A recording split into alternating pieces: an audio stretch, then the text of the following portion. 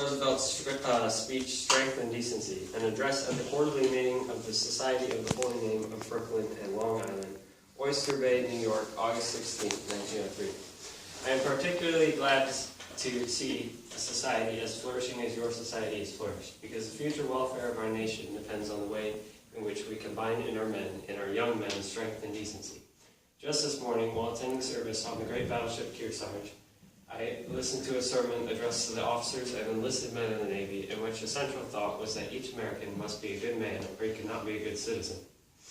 And one of the things dwelt upon in that sermon was the fact that man must be clean of mouth as well as clean of life, and must show by his actions his fealty to the Almighty if he was to be what we have the right to expect from men wearing our national uniform.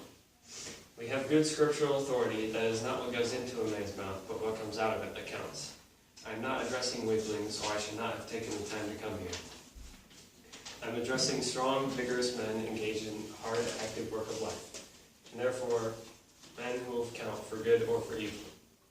It is peculiarly incumbent on you who have strength to set a right example to others. I ask you to remember that you cannot retain your self-respect if you are loose and foul of tongue. That a man who is to lead a clean and honorable life must first inevitably suffer if his speech is likewise not clean and honorable.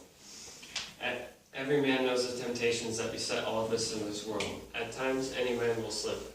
I do not expect perfection, but I do expect a sincere effort toward being decent and cleanly in thought, word, and deed. As I said at the outset, I hail the work of this society as typifying one of those forces which tend to the betterment and uplifting of our social system.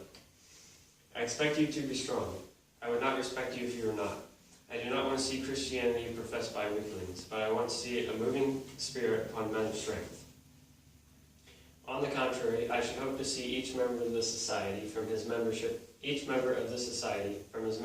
it become all the fitter to do the rough work of the world, all the fitter to work in time of peace, and if, which heaven may forfend, war should come, all the fitter to fight in time of war. I desire to see in this country the decent men strong and the strong men decent. And until we get that combination of both in pretty good shape, we are going to be by no means successful at all.